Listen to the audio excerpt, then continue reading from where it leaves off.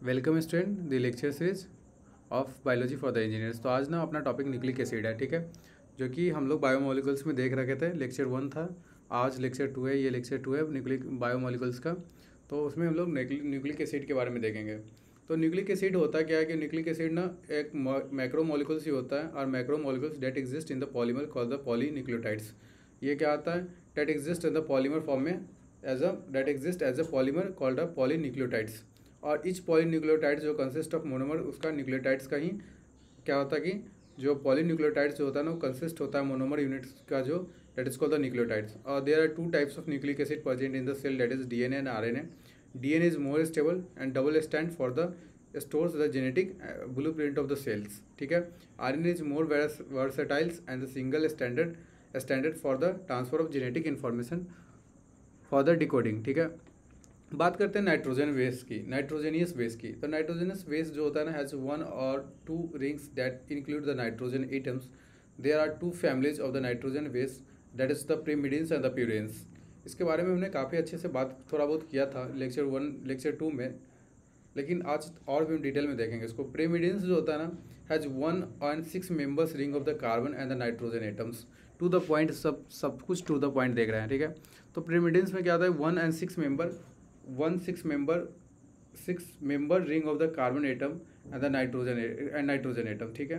Carbon nitrogen. The member of the pyrimidines family are cytosines, thymines and the uracils, and the purines are larger with the 6 members rings and fused to a 5 member rings, and the purines are adenines and the guanines। purines के जो, अगर हम pyrimidines की बात करें तो pyrimidines में है क्या कि जो प्रीमिडिन्स का जो फैमिली होता है वो साइटोसिन्स, थाइमिन्स और यूरेसिल्स लेते हैं। वही प्यूरिन्स में हम लोग क्या लगाते हैं? एडेनिन्स और ग्वानिन्स को लेते हैं, ठीक है।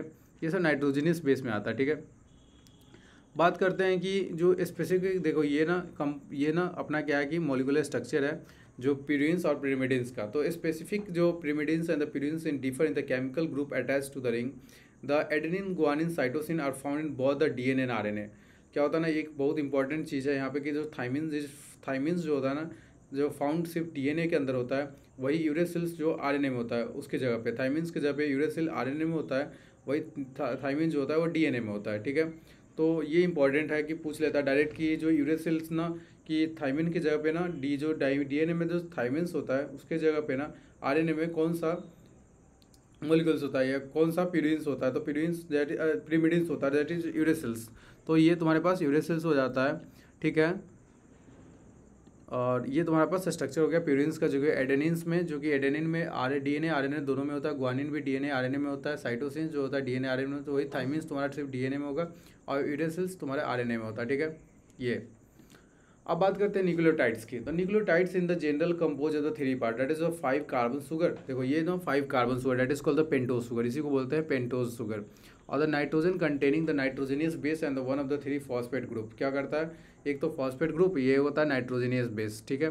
तो ये containing the nitrogenous base and one of the 3 phosphate group, ठीक है।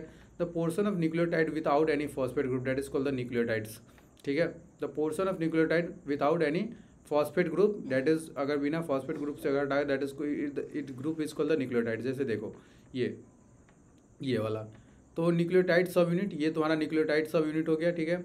और जैसे फॉस्फेट ग्रुप को तुम लोगे ना शुगर फॉस्फेट बैकबोन से ही, अगर ये ना डीएनए का एक single helix structure, double helix structure में ना हम लोग क्या कहते हैं, सिंगल स्ट्रैंड को देख रहे हैं। तो कभी भी जो डीएनए का स्ट्रक्चर होता है इस तरह का होता है, जो कि 5 प्राइम से 3 प्राइम और 3 प्राइम से 5 प्राइम होता है। एंटी पैरेलल होता है, जैसे 5 प्राइम से 3 प्राइम।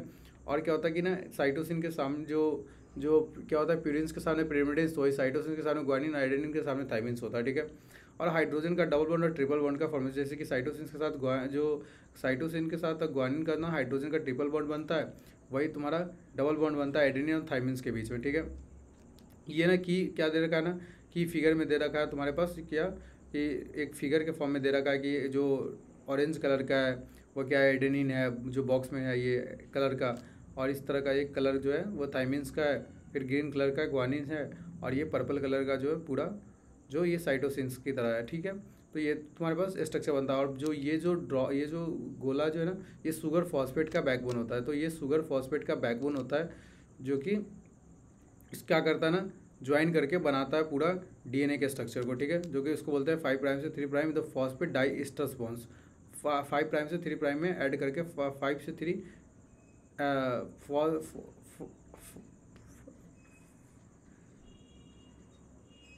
फॉस्फोडाइस्टर्स बॉन्ड बोलते हैं, ठीक है। तो ये तुम्हारा डीएनए का स्ट्रक्चर होता है। बात हम कर रहे थे कि नाइट्रोजनस बेस में ये ना प्यूरिन्स और पिरिमिडिन्स के हम लोग मॉलिक्यूलर स्ट्रक्चर को देखें, फिर न्यूक्लियोटाइड्स को देख लिया, और इसका न्यूक्लियोटाइड्स का पॉलीमर जो होता है ना, ये nucleotides agent is a nucleotides are joined by the phosphodiester linkage and the phosphodiester linkage consist of the phosphate group and the links to the sugar to the nucleotides, ठीक है। The bonding result is repeating patterns in the sugar phosphate unit is called the sugar phosphate backbones and there are 2 free ends of the polymer that is distinctively different from the each other by the 5 prime to 3 prime। 5 prime starting होता है 5 prime से और ending होता है 3 prime से, ठीक है। यही जो हमने बताया कि ये प्रिमिडिन्स का बेस है, ये प्यूरिन्स का हो गया तुम्हारा, और ये न्यूक्लियोटाइड का अगर सब यूनिट को देखते तो ये न्यूक्लियोटाइड का सब यूनिट हो गया, ठीक है। तो स्ट्रक्चर ऑफ डीएनए की बात करते हैं तो डीएनए का स्ट्रक्चर क्या होता है कि DNA molecules have 2 polynucleotides, 2 polynucleotides और the stand that's wind around the imaginary axis form a double helix. इस तरह से that is bound by the imaginary that is the double helix. इस तरह से डबल हेलिक्स स्ट्रक्चर डीएनए का, ठीक है। तो वही लिखा है कि ये पूछ लेता है कि explain the structure of DNA. मैंने लेक्चर 2 में भी काफ़ी अच्छे से बताया, और ये 5 पॉइंट ना वहाँ भी मैंने बोला है, लिखा नहीं था, और ये बात यहाँ पे लिखा मेंशन कर रखा है। ये बात पूछ सकता है कि डीएनए का स्ट्रक्चर को एक्सप्लेन करो, काफ़ी इंपॉर्टेंट है।